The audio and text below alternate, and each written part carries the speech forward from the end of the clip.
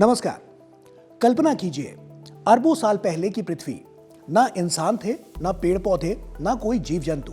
सिर्फ उफनते महासागर, चट्टानों से टकराती लहरें, गैसों से भरा वातावरण और हर तरफ रासायनिक हलचल।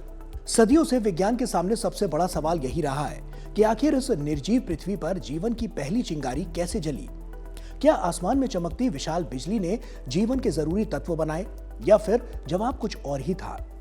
अब स्टैनफोर्ड यूनिवर्सिटी के वैज्ञानिकों की एक नई रिसर्च ने इस रहस्य को एक रोमांचक नया मोड़ दे दिया है। उनके अनुसार जीवन की शुरुआत शायद बड़ी बड़ी बिजली की कड़क से नहीं, बल्कि समुद्र की धुन, झरनों की फुहार और पानी की बेहद सूक्ष्म बूंदों के बीच बनने वाली टाइनी इलेक्ट्रिक स्पार्क्स यानी कि माइक्रो लाइटनिंग से हुई हो सकती है। ये खोज इसलिए बेहद खास है क्योंकि ये बताती है कि जीवन के लिए जरूरी अमीनो एसिड्स और न्यूक्लिक एसिड जैसे कंपाउंड्स सिर्फ बड़े तूफानों से नहीं, बल्कि प्रकृति की बेहद साधारण दिखने वाली जल बूंदों से भी बन सकते थे। तो क्या ऐसा संभव है कि इस तरह की गतिविधियों से जीवन की शुरुआत हो सकती है? वैज्ञानिकों की यह खोज क्या बड़े खुलासे कर रही है, और माइक्रो लाइटनिंग आखिर होती क्या है जो जीवन की उत्पत्ति के रहस्य से पर्दा उठा रही है? तो आइए साइंस स्पार्क के सेगमेंट में विस्तार से जानते हैं इस खोज के बारे में। ऐसे में सवाल आता है कि क्या है ये खोज और माइक्रो लाइटनिंग क्या होती है? माइक्रो लाइटनिंग को अगर आसान शब्दों में समझें तो ये पानी की सूक्ष्म बूंदों के बीच होने वाला एक छोटा सा इलेक्ट्रिक स्पार्क है।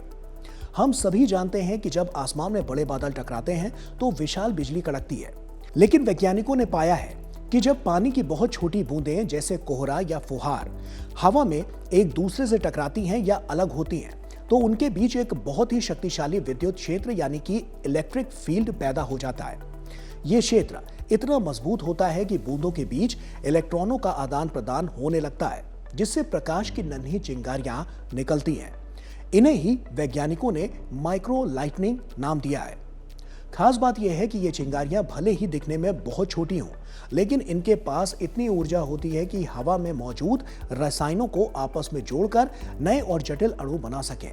यानी जिसे हम साधारण कोहरा समझते हैं, वो असल में रसायनों को जीवन में बदलने वाली एक प्राकृतिक प्रयोगशाला की तरह काम करता है। प्रयोगशाला में वैज्ञानिकों ने क्या पाया?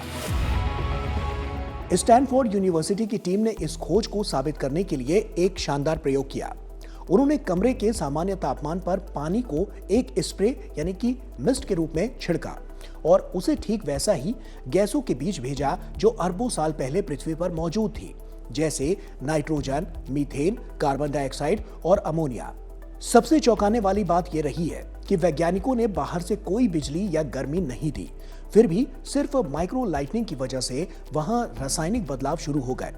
इस प्रक्रिया में कार्बन और नाइट्रोजन के बीच मजबूत बॉन्ड बने और जीवन के सबसे अहम आधार तैयार हुए।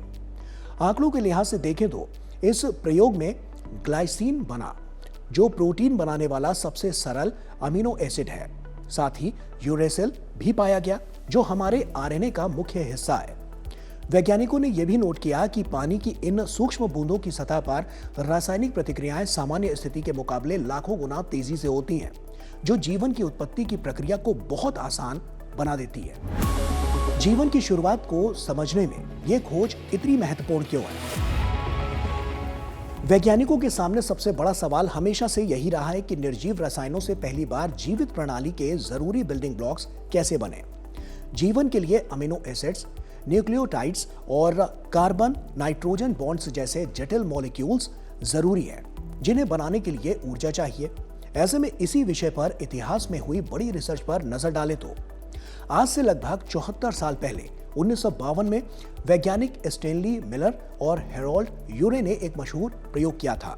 उन्होंने कांच की नलियों में प्राचीन पृथ्वी जैसा माहौल बनाया और उसमें रसायनों को जोड़ने के लिए कृत्रिम बिजली यानी कि इलेक्ट्रिक स्पार्क का इस्तेमाल किया। इससे अमीनो एसिड तो बने, लेकिन दुनिया भर के आलोचकों का कहना था कि उस समय धरती पर हर जगह बिजली गिरना मुमकिन नहीं था। इसीलिए सालों से चले आ रहे विवाद को अब नई माइक्रो लाइटनिंग की खोज ने सुलझा दिया है। ये नई रिसर्च कहती है कि जीवन बनाने के लिए हमें आसमान से गिरने वाली दुर्लभ और डरावनी बिजली की जरूरत नहीं थी।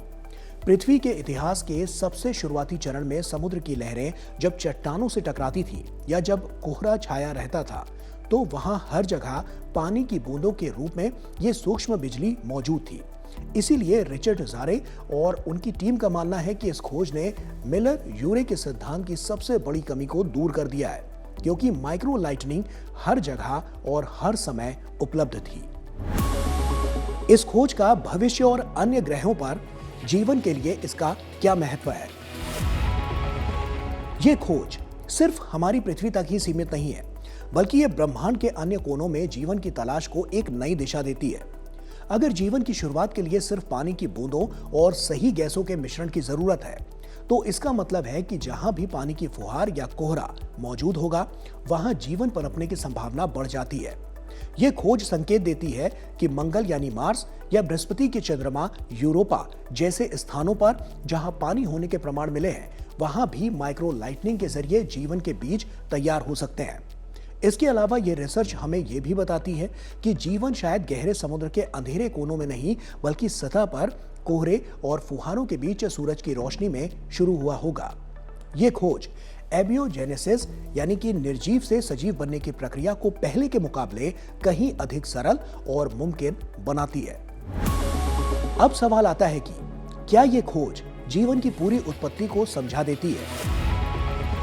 देखिए, जीवन की पूरी उत्पत्ति को लेकर सच तो यह है कि विज्ञान ने अब तक जीवन की किताब के कुछ बहुत ही दिलचस्प अध्याय तो पढ़ लिए, लेकिन पूरी कहानी अभी भी एक रहस्यमयी सस्पेंस थ्रिलर जैसी ही है। वैज्ञानिकों ने प्रयोगशालाओं में अमीनो एसिड जीवन के बिल्डिंग ब्लॉक्स बनाए हैं और यह भी समझा है कि कैसे समुद्र की गहराइयों में गर्म झरनों के पास रासायनिक ऊर्जा ने पहले सेल को जन्म दिया होगा।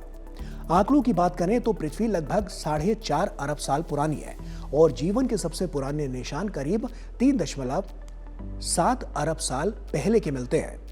इसका मतलब यह है कि पृथ्वी को केमिस्ट्री से बायोलॉजी तक पहुंचने में लगभग 80 करोड़ साल का लंबा वक्त लगा।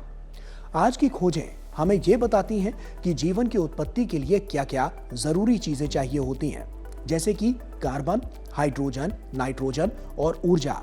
लेकिन वो स्पार्क क्या था जिसने निर्जीव अणुओं को स्वयं की नकल बनाने यानी कि रिप्रोडक्शन पर मजबूर कर दिया? इसीलिए इस माइक्रो लाइटनिंग पर किए गए एक्सपेरिमेंट और इससे जुड़ी खोज से लगता है कि जीवन की उत्पत्ति में इसका बड़ा और अहम योगदान रहा होगा। तो कुल मिलाकर देखें तो माइक्रो लाइटनिंग की यह खोज विज्ञान की दुनिया में एक बड़ा मील का पत्थर है। इसने हमें समझाया है कि प्रकृति में सबसे बड़ी चीजें अक्सर सबसे छोटी जगहों से ही शुरू होती है।